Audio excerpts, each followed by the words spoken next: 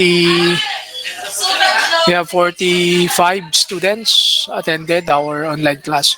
So we will be having now our online discussion. So let's start our discussion. So for the second learning material, uh, we have the waterfall methodology as a continuation for our learning material one. Then this will serve as learning material number two.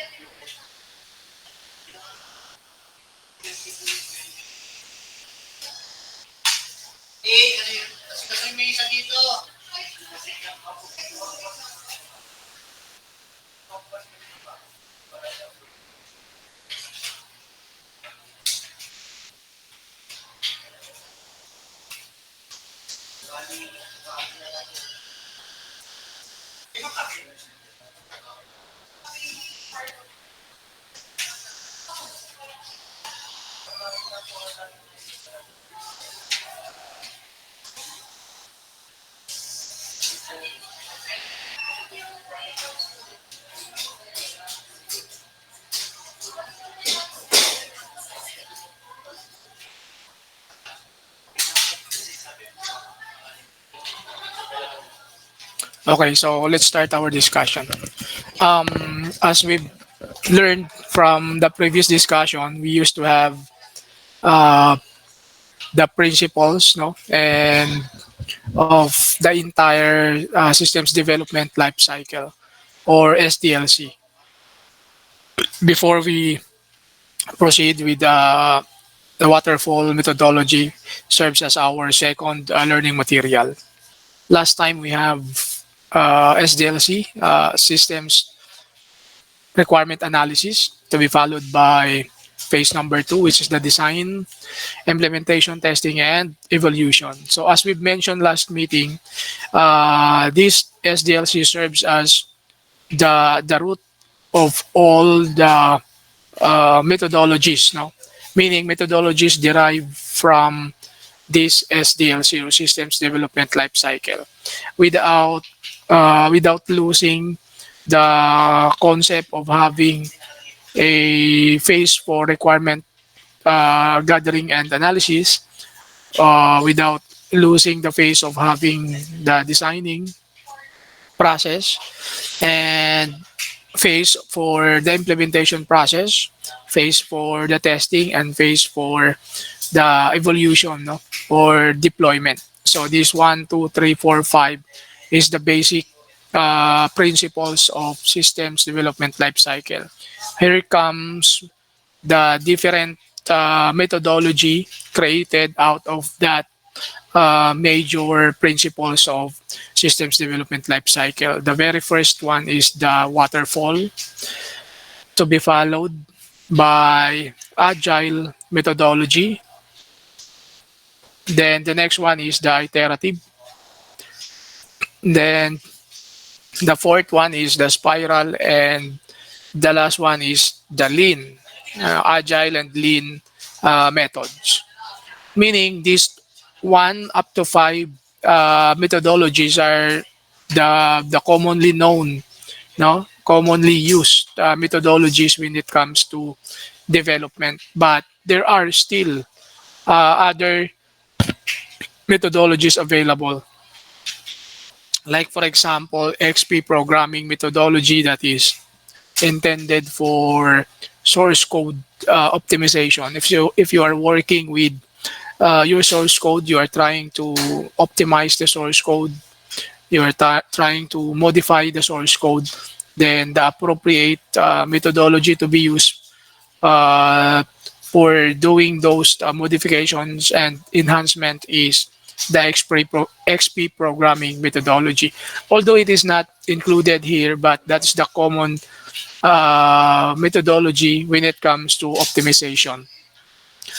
So why do we need no? Why do we need to understand each usage for particular methodology? Because you cannot just simply pick one methodology without reason. So in every methodology available, there is a reason behind uh, why you are going to use that particular methodology. Like for example, each methodology having its own uh, equivalent purpose. So the purpose of using the waterfall methodology, you are allowed to use the waterfall methodology once you are having a detailed plan, well structured, and well defined plan of development.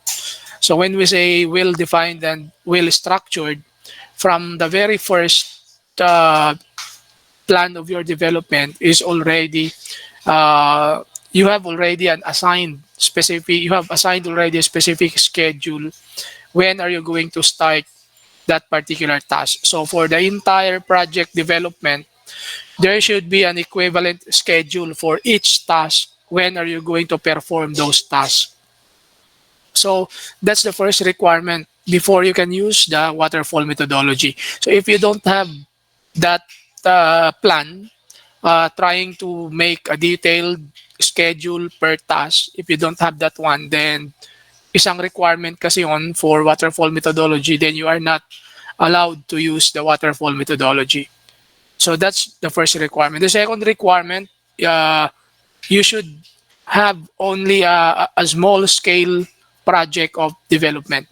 So meaning waterfall methodology is not designed to cater a large scale project. So if you are catering large scale project that will range to more than many years, most likely it is not recommended for you to use a waterfall because you need to wait to your detailed, well structured, and clear, well structured and well organized uh, development plan before you can start your project. Now, if you are catering large scale project, preparation of your well structured plan also takes time for you in order to complete the entire cycle of the waterfall. Requirement gathering first, you need to gather all the requirements for all the features needed in order to analyze those requirements. So if you're dealing with large scale project, most likely it takes time for you to gather all the requirements.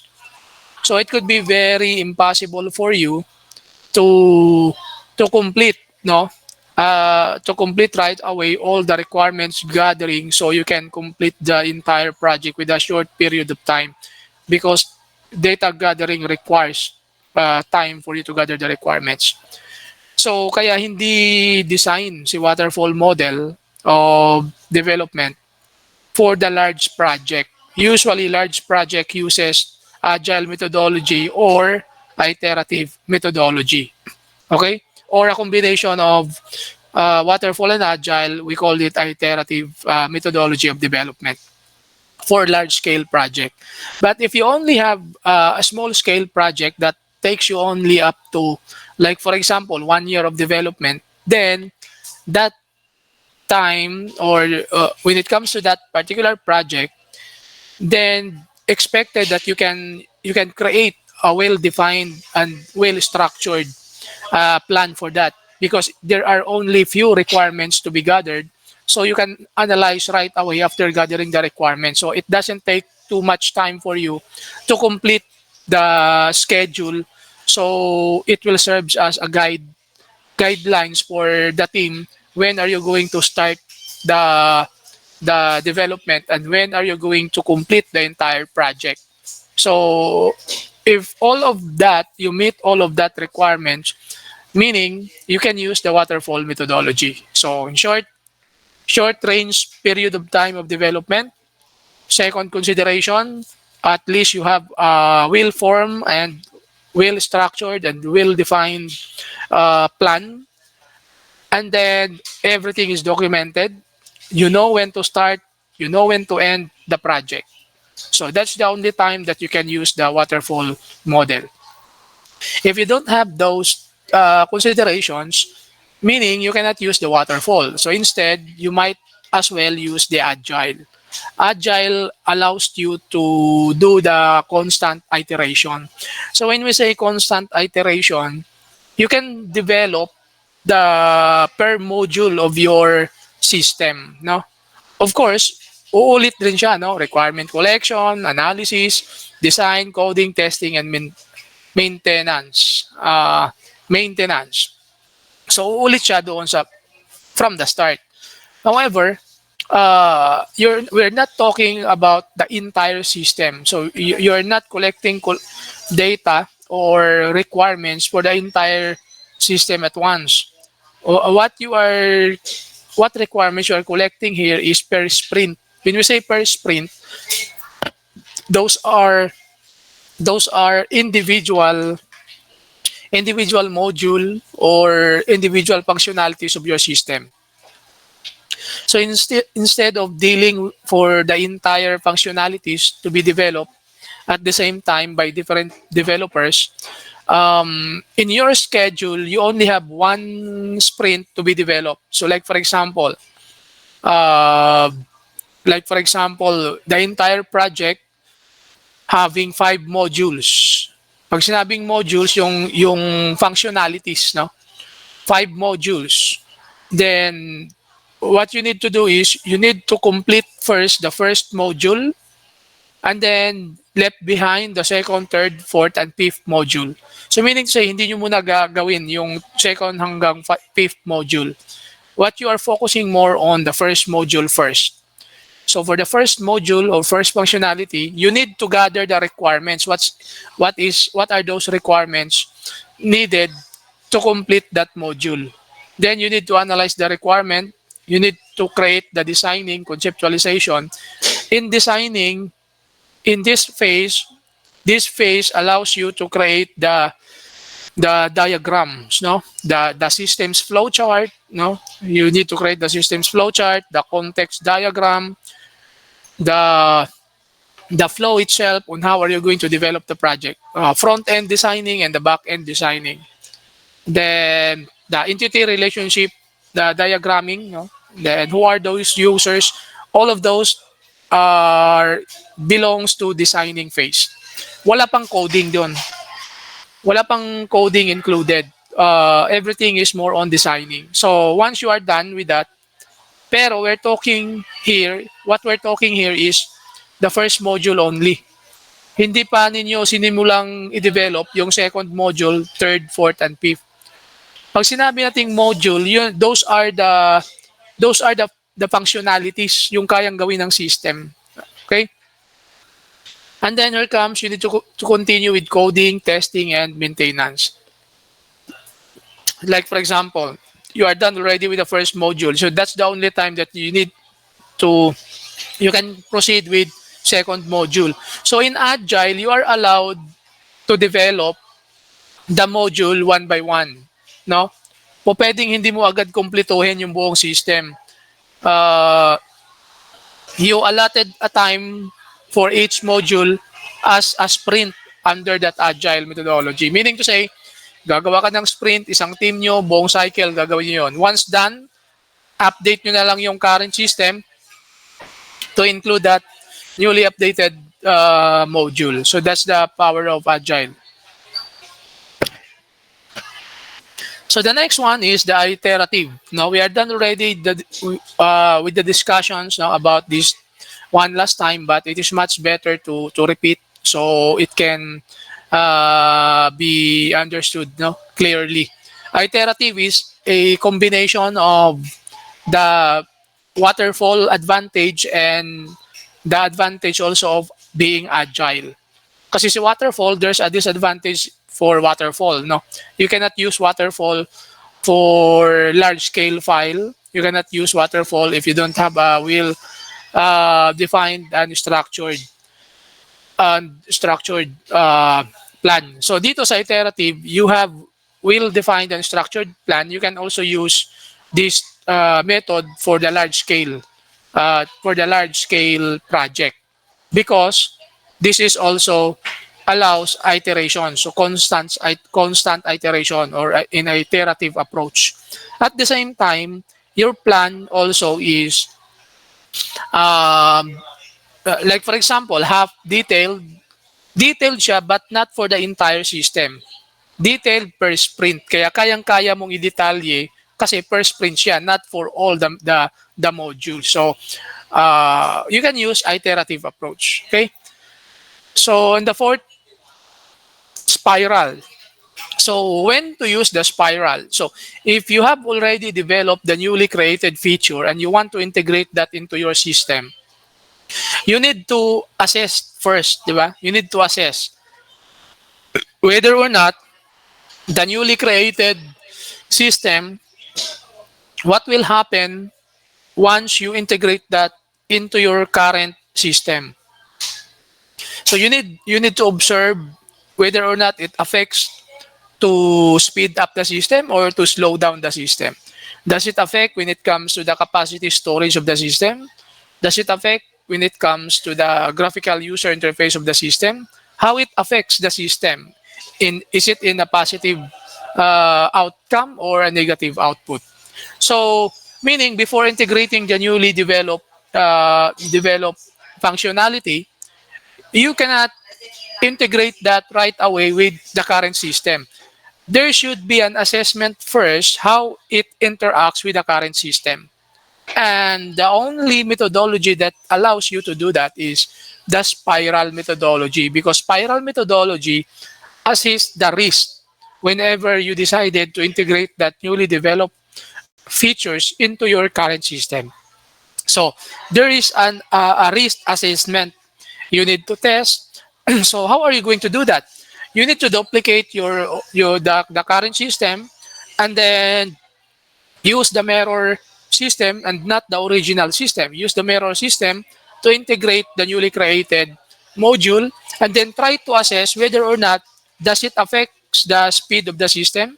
Does it improve the performance of the system? Does it improve the quality of the functionalities of that system? So yun yung mayroon bang risk? So what most likely the risk that can be encountered once you integrate that newly developed system to your current system. So the only methodology that allows you to do that is the spiral methodology. Okay?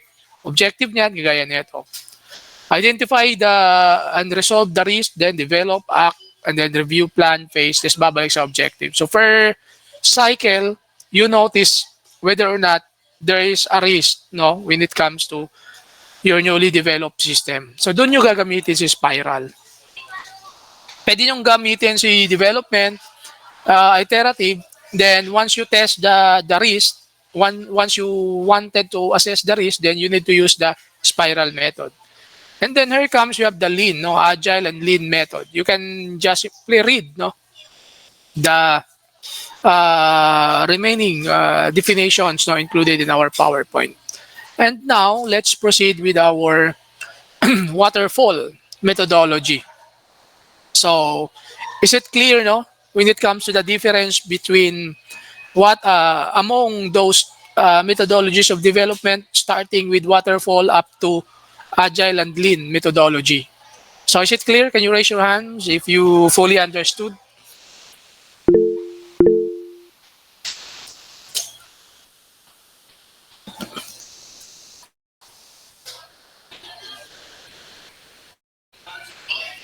Okay, can you down your hand? So let's proceed. Waterfall. So I will not open the waterfall, no, directly, since you can just simply open that using your own device. What I'm about to open now is I'm gonna show you on how are you going to maximize the use of WBS, or the work breakdown structure, in order for you to make a more detailed, well structured, and organized plan of development. So Gantt chart is one tool only for you to make documented schedule when it comes to your development.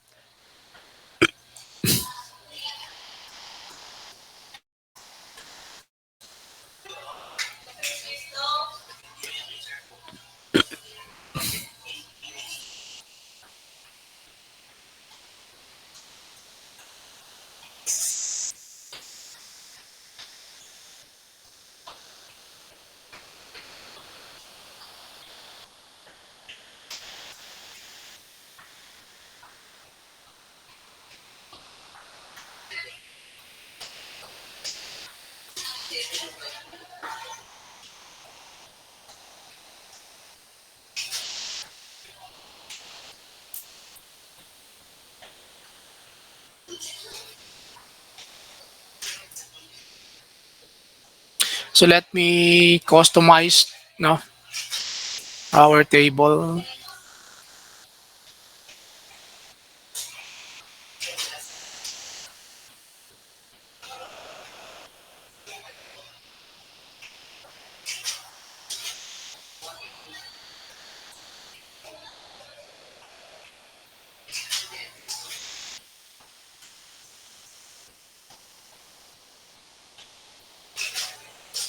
Okay, so how many methodologies do we have? Process rather, or phases. So let's start with like for example, requirement. Regardless what methodology you are using, so actually we are using almost the same phases, you know. Requirements gathering. Then after requirements gathering, uh, requirements analysis.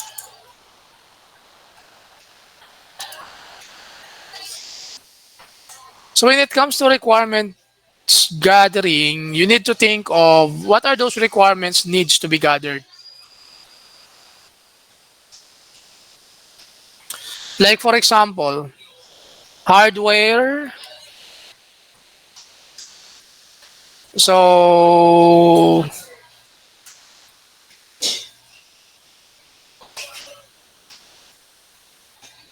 let's say hardware, software, and peopleware.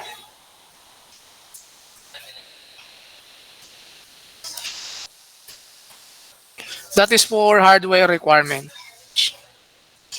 How about requirements analysis? Same.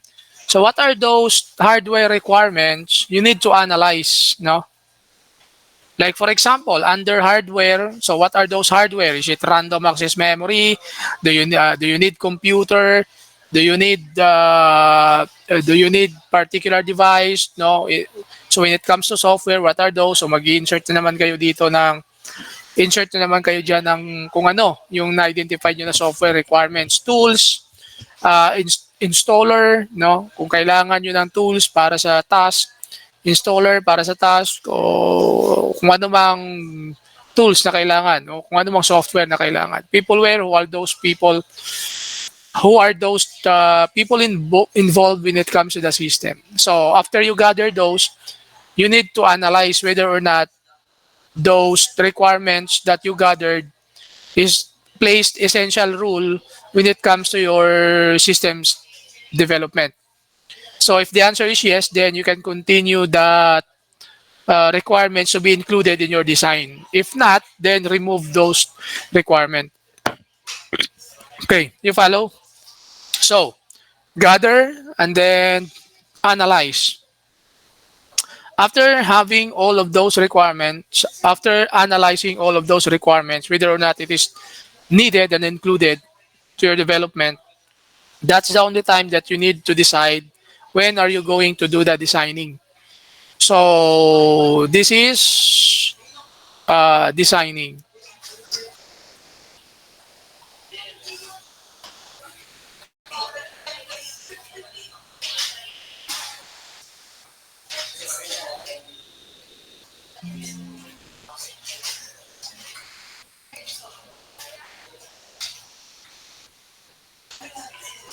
Ito lang parang naglalag.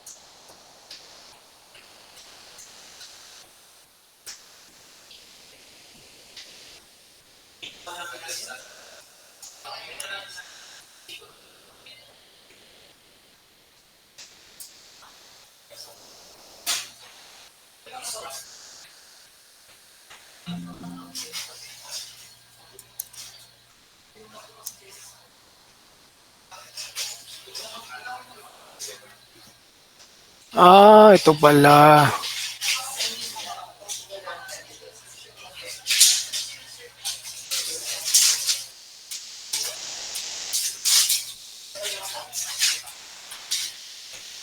Wait lang nag-lag dito sa ano.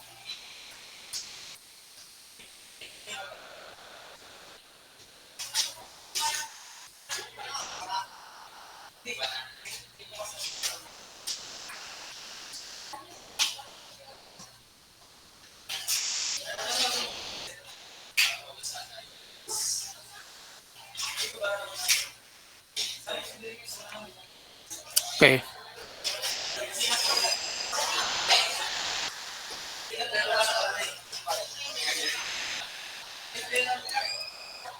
Mhm.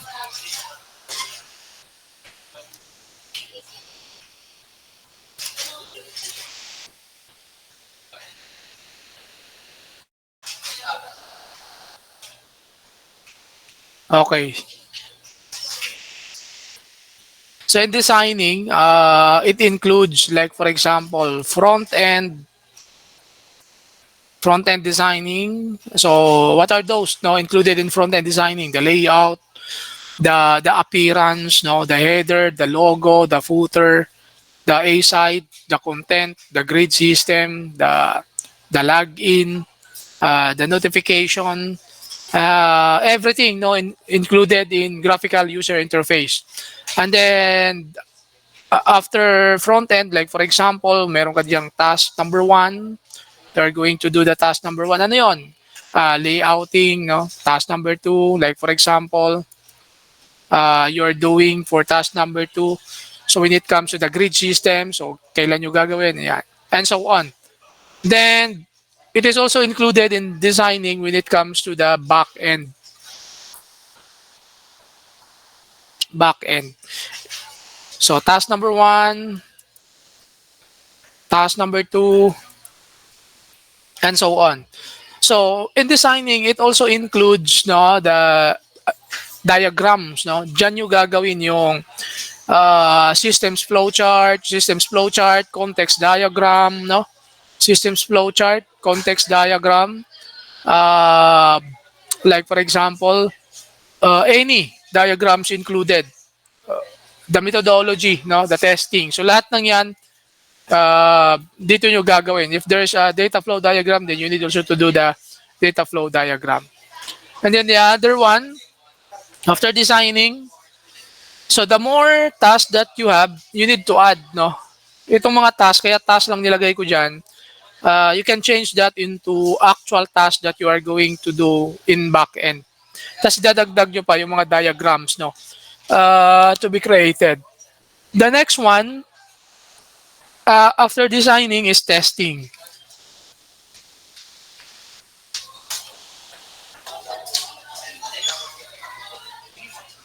So you need to test, not testing, implementation rather. Implementation.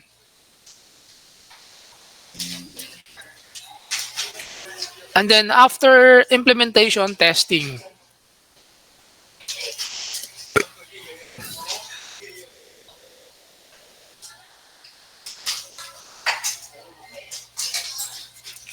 After testing, deployment.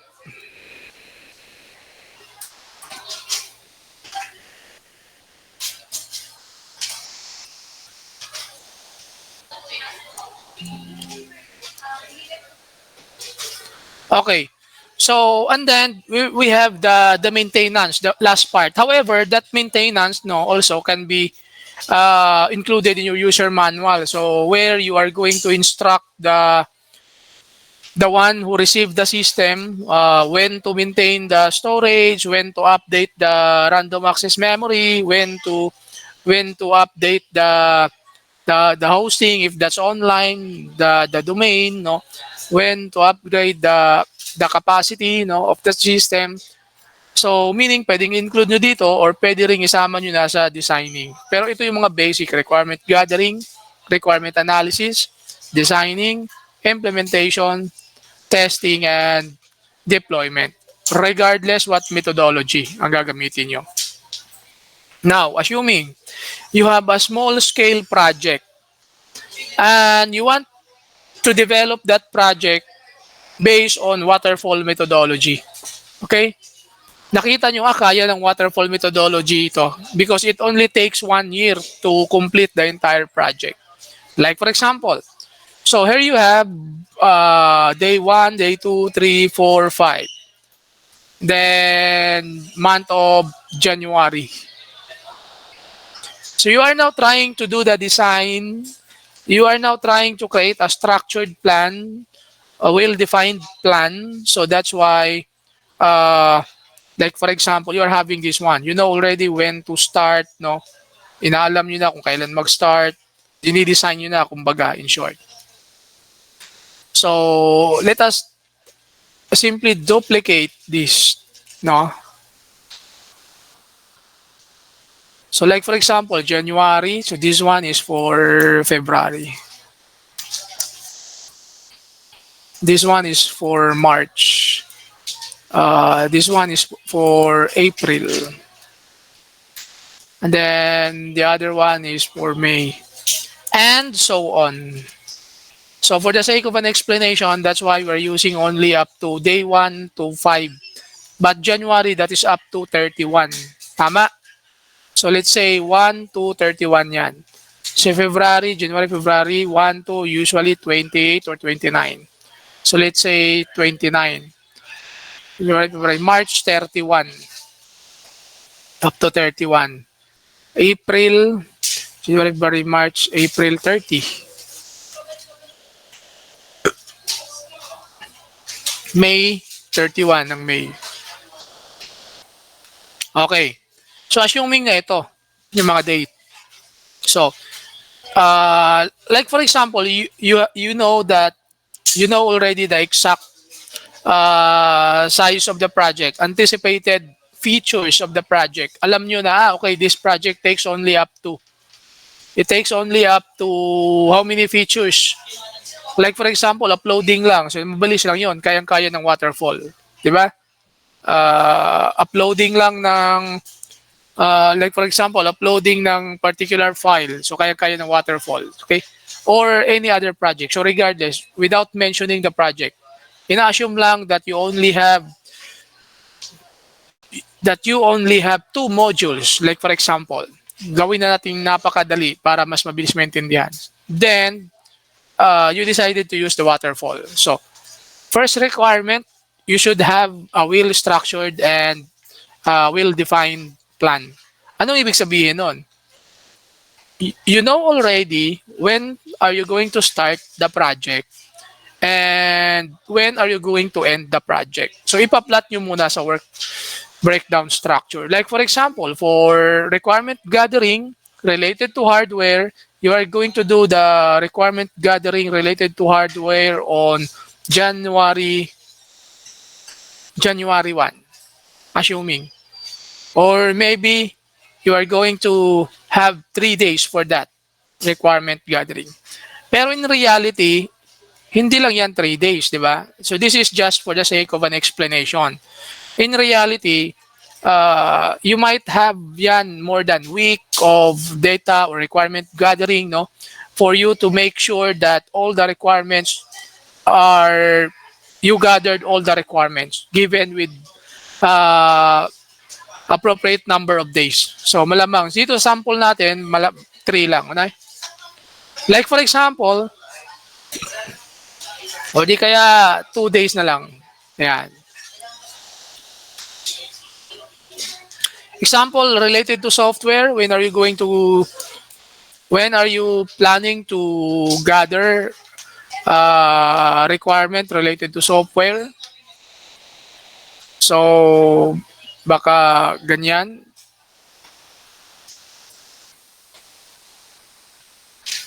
So you decided to gather information related to software on January 3 up to 4.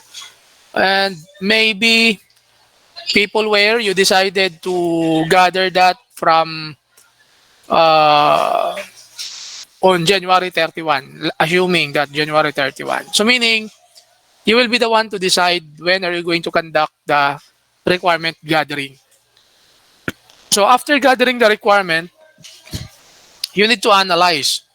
So assuming that you have the same format, so on February, when it comes to the analysis of the requirements, you analyze the hardware, you analyze the software, you analyze the peopleware on February 29. February 1 to 2, analyzing the hardware, analysis of the hardware. February, software.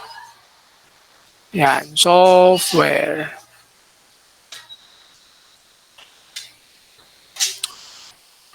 February 2, you decided, February 3 to 4, you decided to analyze the software. And then February 29, you decided what user level are you going to include in your system. So assuming lang, no? Yan. So, like for example, after having the analysis when it comes to the requirement, you need now to start doing the design. So, question: when are you going to start doing the front end designing? So, task number 1, perhaps you decided to start on March 1 to 2. Sample lang to, ha, mga sample lang to. And then for the task number 2 about front end designing, you decided to do that on March number 3. Okay? And then for the back end, task number 1, you decided to do that on March 4. Example. Then for the task number 2, you decided to do that on March 4.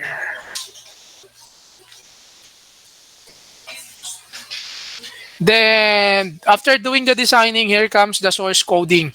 You decided to do that on March 5 to 31, like for example. So, March 5 to 31, actual source coding or implementation. So, like for example, March 5 to 31, that is 5 to 31.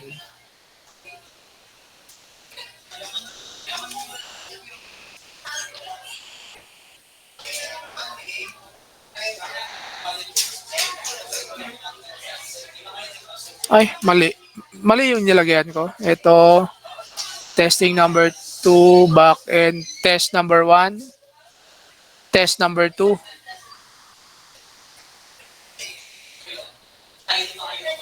Test number 2. Hindi pala to, 5 pala to.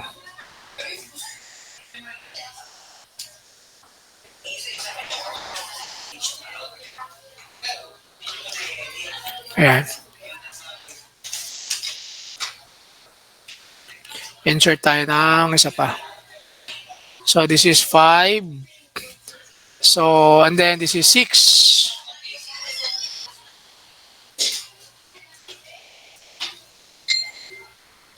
To task number 2, example. Move natin to dito. Na doble pala to, ito, no? Task number 1.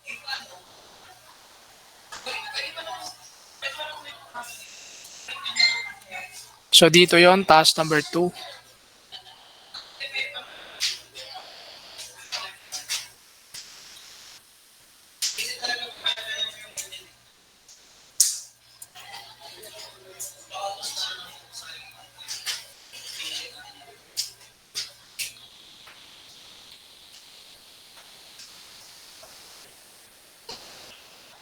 Okay, so task number 2. And then implementation and coding. So it will take number of days. So most likely 6 to 31 example. 6.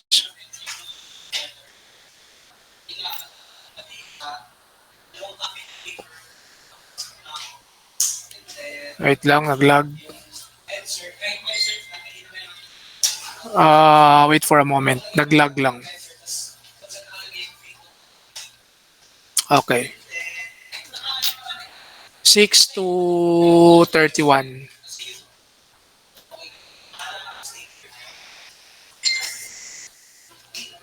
Huh?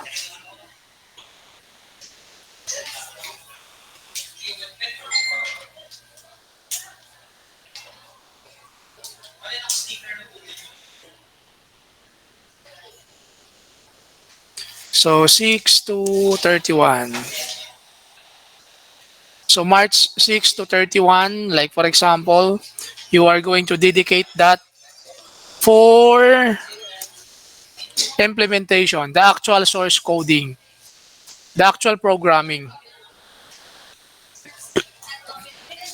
So after coding, you are planning to do the testing, like for example, April 1 to 2. Example lang. You decided to do that on April 1 to 2. And then you are planning to deploy the system on April 30. Example.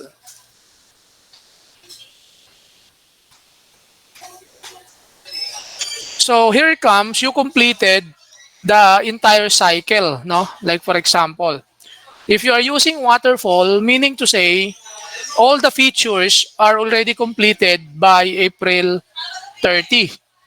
You decided to finish the entire project on April 30. So the anticipated deployment will be on April 30, like for example. And you decided also to do the requirement gathering starting on January 1 up to January 31. So that is already included in your plan. You have also included in your plan when to analyze the gathered requirements. So to analyze the hardware, you decided to do the first analysis on February 1 for the hardware up to February 2. You decided to do the analysis for the software on February 3 to 4. People were for uh, on February 29.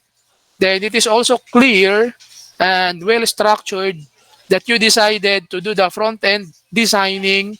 The first task will be on March 1 up to March 2. Here comes you have task 2 for front end designing on March 3. And you proceed no with you decided to include start your task 1 when it comes to back end on March 4, and then task number 2 for back end designing on March 5. Then you decided to do the actual programming, implementation, and coding on March 6 to up to March 31. Here comes the expected date for you to do the testing will be on April 1 up to April 2. And the anticipated date to complete the entire project will be on April 30. So meaning you have already a structured, a well structured and well planned, well defined and well structured plan of your system's development. Nakuha nyo? Nakuha nyo class? For the entire development of your system. So meaning to say, included na dyan yung lahat ng features, functionalities, at kung ano-ano pa. Lahat-lahat na yon dito. So, if that is possible for you to do that for the entire system with a short period of time, That's the only time that you can declare that you can use the waterfall methodology. Nakuha? Pero kung hindi nyo kayang gawin na makomplete ito for the entire system, you can you can split those functionalities in different sprint. Like for example, for the entire project, you need to create multiple sprints, more multiple modules. Like for example, module number 1, gagawin nyo to buo. However, that is only intended for module number 1. You complete the entire module number 1, then deploy the module number 1, integrate into your system, then launch your system. Then now your system has been launched having only module number 1. It is already functioning, no? Yun nga lang, what is in your system is module number 1 only. Okay? So that is allowed once you are using the agile methodology. And then here comes another development. You need to repeat the process for module number 2. Requirement gathering up to deployment. And then update the currently launched system to integrate newly updated feature. So you have now 2 different modules added to your system. Here comes another developer do another replanning and development using the same cycle, requirement gathering ulit hanggang deployment ng module number 3. Then after doing that, then include that, integrate into your current deployed system. Nakuha? So the same process, however, kapag waterfall, lahat na ng features na gawa. Possible lang yon if you have a short period of time. Pero kung large scale na project, hindi nyo magagawa yon. Might as well, gagawin nyo yung process na ito per module. So, kumpletuhin nyo to sa module number 1 muna. Once done, integrate yung module number 1 to your system. Ulitin nyo ulit yung process na ito para naman sa module number 2. Are you following? Are you following, class? Can you raise your hands once you fully understood what we're talking about? Clear? Is it clear? Okay. Any questions? Can you lower your hand? Is it? Do you have any question? Any question? None? Okay. So I guess that's all no for today's discussion, and then we will be having a continuation for our discussion by next meeting. So let me do the print screen first. So may I request everyone to please turn on your camera so we can have our picture taking.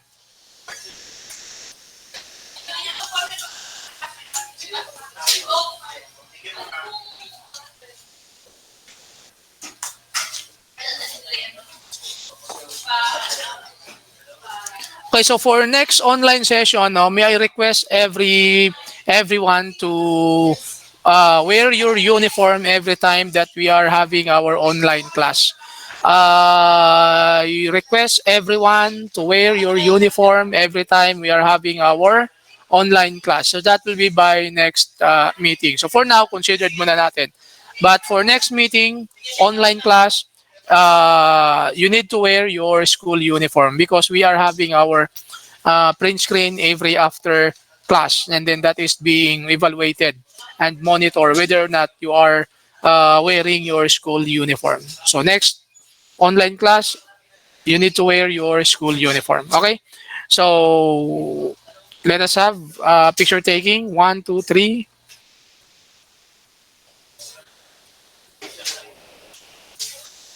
Okay, so thank you for joining. Have a nice day. See you next meeting, and God bless us all.